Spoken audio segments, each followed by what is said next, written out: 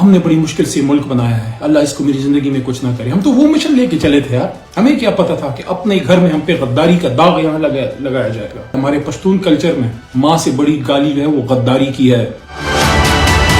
اعوذ باللہ من الشیطان الرجیم، بسم اللہ الرحمن الرحیم، اللہم صلی وسلم وبارک علی سیدنا محمد وعلی آل محمد.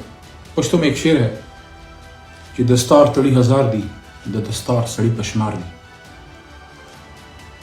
مفہوم اس کا یہ ہے کہ ویسے تو دستار پہننے والے بہت ہیں لیکن اس کے اہل بڑے کم ہیں.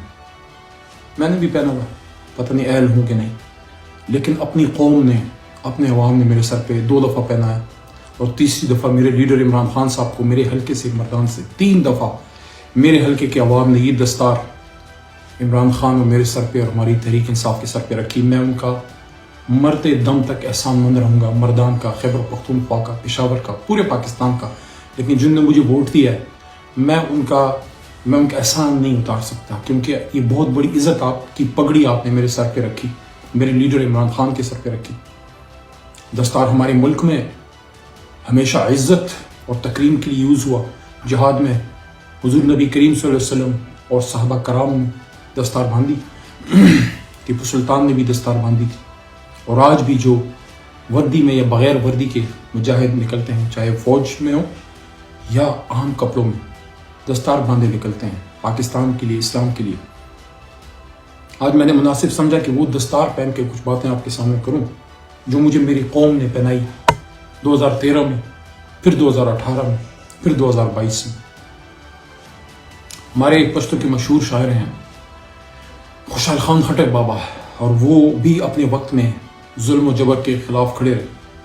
اور ان کا ایک شعر ہے کہ زو خوشحال تو پلاس کفن پگاڑ برا پاس کہ خبر شم چ پختون دچا غلام نے، کہ میں خوشحال خان خٹک کفن پہنے اور تلوار ہاتھ میں لیے قبر سے باہر نکل آؤں گا اگر مجھے یہ پتہ لگا کہ پشتون کسی کا غلام بن گیا. تو یہ ملک ہم نے غلامی کے خلاف ایک آزادی کے لیے بنایا، اور مجھے اس بات پہ فخر و خوشی ہے، کہ جس آدمی کے ساتھ کھڑا ہوا عمران خان کے، وہ بھی اس ملک کے لیے کھڑا تھا اور کھڑا ہے. دوبارہ بھی موقع ملا سیاست میں، کبھی زندگی میں دوبارہ بھی عمران خان ہی میرا لیڈر ہوگا. ہاں، ماضی میں کبھی گیا، اگر آج سے 100 سال پیچھے اللہ لے گیا تو پھر قائد اعظم محمد علی جناح ہوں. لیکن اس بات پہ مجھے خوشی ہے کہ سن 47 میں جب یہ ملک بن رہا تھا تو اس سے تقریباً 20 سال پہلے 1927 میں میرے دادا خان پیر محمد خان صاحب آل انڈیا مسلم اسٹوڈنٹ فیڈریشن شامل ہوئے، علی گڑھ تحریک میں شامل ہوئے، مسلم لیگ میں شامل ہوئے، اور تحریک پاکستان میں ایک فعال کردار ادا کیا. سن 1940 میں جب قرارداد لاہور پاس ہو رہی تھی، وہی پیر محمد خان صاحب ضلع مردان اور خیبر پختونخوا سے قافلے لے کے یہ گئے اور مسلم لیگ کے اکابرین کے ساتھ، اور وہاں لاہور منٹو پارک میں کئی ہفتے انہوں نے گزارے، پڑاؤ ڈالے، اور قرارداد پاکستان جو پہلے قرارداد لاہور کے نام سے منسوب تھی، پھر قرارداد پاکستان کے نام سے پاس کر کے واپس آئے. تحریک میں حصہ ڈالا، 7 سال تحریک چلائی. تحریک پاکستان میں ڈی اے خان جیل میں گئے، ظاہر بہت سے لوگ پابند سلاسل ہوئے، اور ایک اسٹوڈنٹ لیڈر کے طور پہ قائد اعظم محمد علی جناح جو پیچھے تصویر ہے ان کے دایاں ہاتھ بنے اور جیل کاٹی. اس بات پہ فخر و خوشی ہے، اللہ کا شکر ہے کہ نہ صرف میرے دادا پیر محمد خان صاحب تحریک پاکستان میں حصہ لیا، لیکن میرے لیڈر عمران خان جو آج میری جماعت کے لیڈر ہیں، ان کے والد کرام اللہ خان نیازی صاحب بھی سن 40 میں قرارداد لاہور میں اسی گراؤنڈ میں تھے. اور اس بات کا ذکر میں نے لاہور مینار پاکستان جلسے میں کیا تھا کہ آج ان لوگوں کے پوتے اور نواسے جو ہیں وہ آج پاکستان بچانے نکلے ہیں جنہوں نے پاکستان بنایا تھا. مجھے نہیں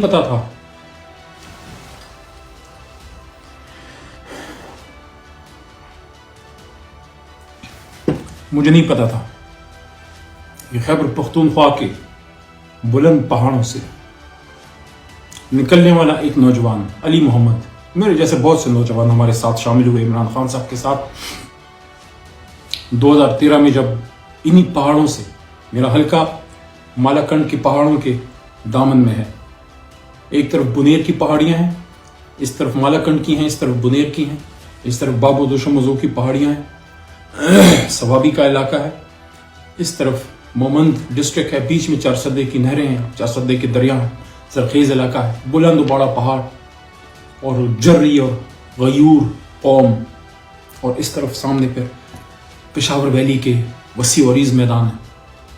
یہ نوجوان علی محمد، جس کو آپ علی محمد خان کے نام سے جانتے ہیں، 2013 میں پاکستان زندہ باد کی سوچ ذہن میں رکھ کے عمران خان کے ساتھ شامل ہوا. اس سوچ کے ساتھ جو میرے چچا لیاقت خان نے کی تھی کہ ہم اس لیے عمران خان کے ساتھ شامل ہو رہے ہیں کہ میرے 2 سال کی نواسی آج بولنا سیکھ رہی ہے. کل جب بولے گی مجھ سے پوچھے گی کہ نانا جان پاکستان جب تباہ ہو رہا تھا آپ کیا کر رہے تھے، تو میں اس کو کہوں گا کہ بیٹا جو بیچارے تھے میں ان کے ساتھ تھا. ہم اس سوچ کے ساتھ آئے.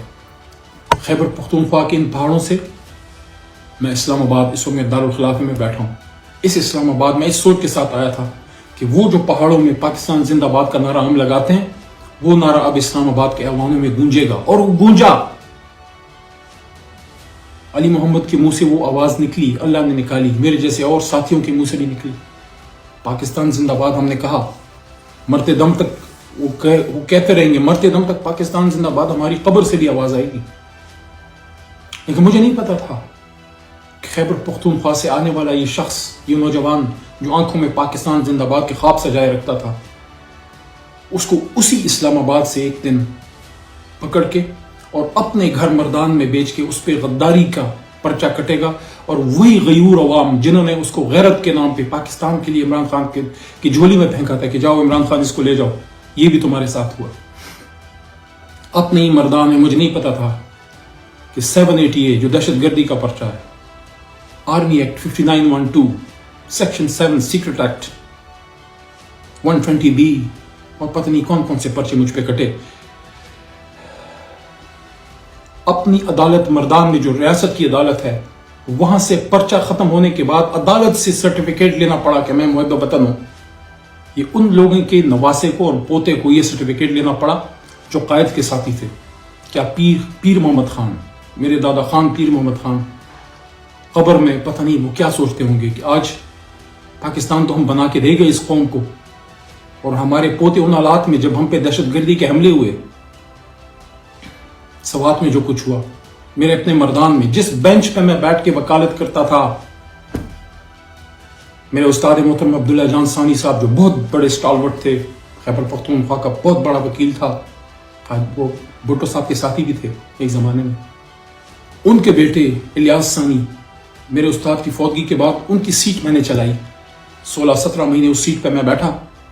میرے بھائی جیسا ساتھی ثانی صاحب کا بیٹا الیاس ثانی میرے اپنے کچہری پہ خود کچھ دھماکہ ہوا، اور جس بینچ پہ میں بیٹھتا تھا وہ میرا ساتھی اس دھماکے میں شہید ہوا. اس دن میں نہیں تھا ورنہ میری بھی لکھی گئی ہوتی.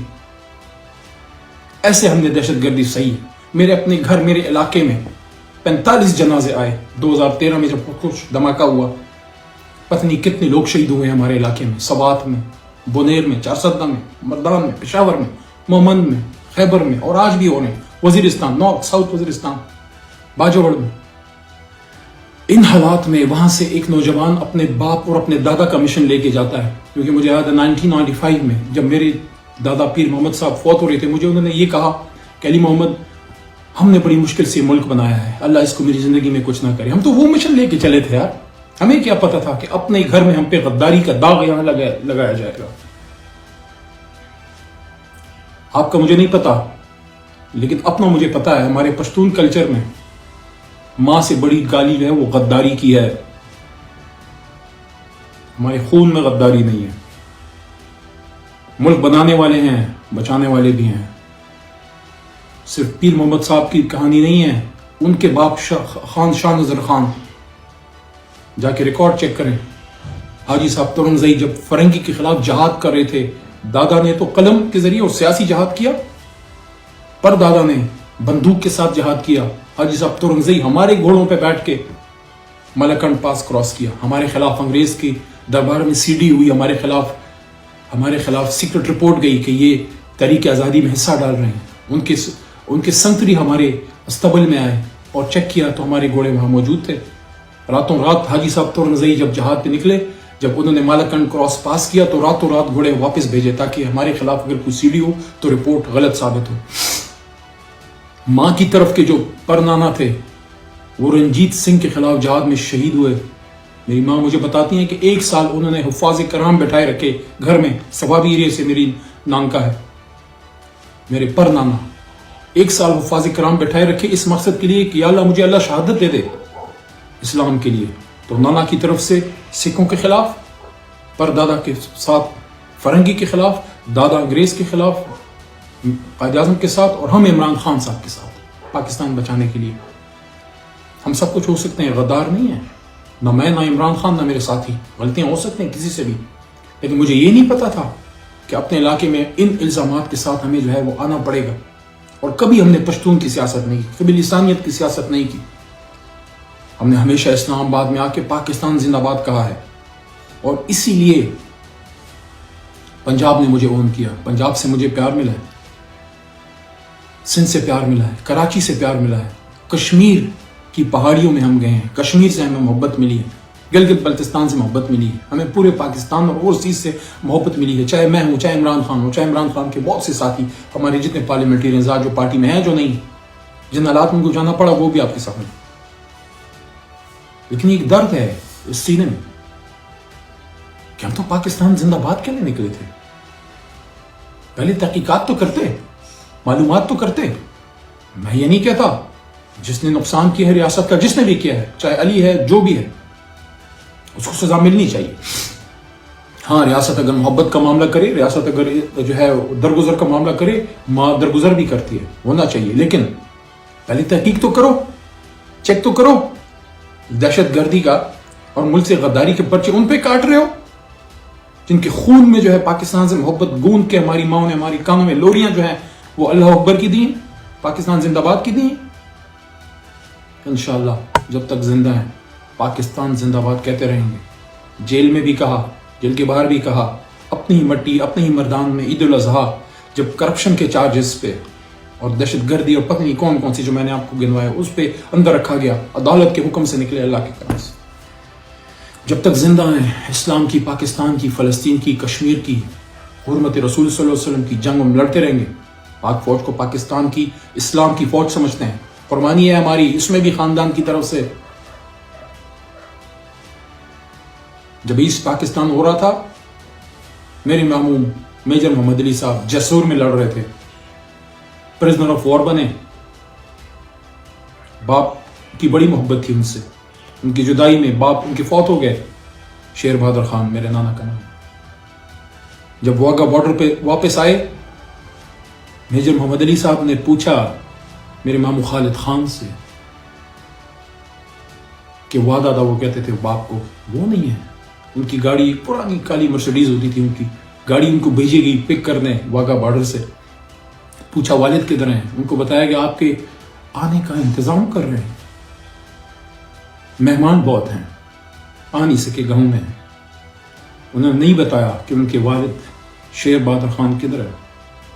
جب میجر محمد علی صاحب واپس ہاتھیان مردان پہنچے تو ان کی ملاقات اپنے والد شیر بہادر خان سے حجرے میں نہیں، قبر پہ ہوئی. آج ان لوگوں کے بچوں کو غدار کہہ رہے ہیں.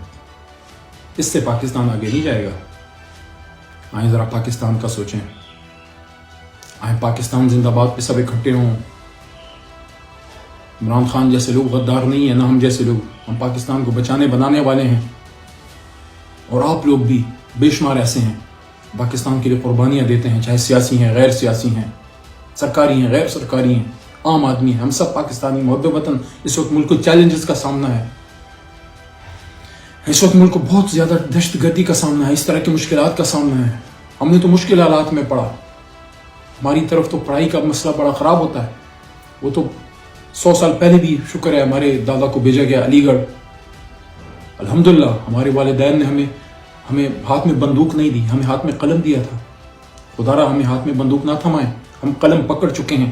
اسی لیے ایک ایسے علاقے سے جہاں پڑھنا لکھنا اتنا آسان نہیں تھا، ہم پشتونوں نے ووٹ کی طاقت سے پاکستان بنایا تھا.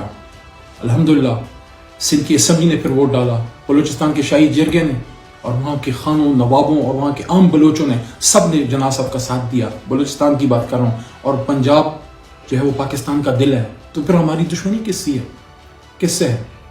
اس بیک گراؤنڈ سے آ کے ہمیں انجینئرنگ جیسی تعلیم، کمپیوٹرز میں BSc کیا، پھر پاکستان سے وکالت کی، لندن سے بھی وکالت کی. کوئی یہ نہ کہے کہ یار یہ پشتون کا بیٹا ہے اور یہ تو پتہ نہیں کوئی لڑنے مرنے والے لوگ ہیں، ان کو تو پڑھنا لکھنا نہیں آتا, تو وکالت کی یہاں سے بھی کی اور وہاں سے بھی کی, جہاں میرے لیڈر جو ہے اس ملک سے وہ بھی ڈگری لے کے آئے, تاکہ کوئی یہ نہ کہہ سکے کہ یار یہ لوگ تو پڑھتے لکھتے نہیں ہیں. ہم نے تو جو پہلا لفظ لکھا وہ پاکستان لکھا ہے, اور آپ نے ساتھ میں غدار لکھ دیا. چلیں یہ فیصلہ اللہ کرے گا. اگر ملک سے محبت غداری ہے تو یہ غداری تو ہم سب کریں گے. پاکستان زندہ باد اگر غداری ہے تو وہ تو میں بھی کہوں گا, میرا بیٹا عثمان بھی کہے گا, ہمارے لحد سے ہمارے قبر سے بھی وہ ازانے اور وہ باتیں جو وہ آئیں گی انشاءاللہ. آتش کو سکھاؤں میں تقدیر امم کیا ہے. شمشیر الثنا اول طاؤس ارباب آخر. پاکستان زندہ باد تا قیامت پائندہ.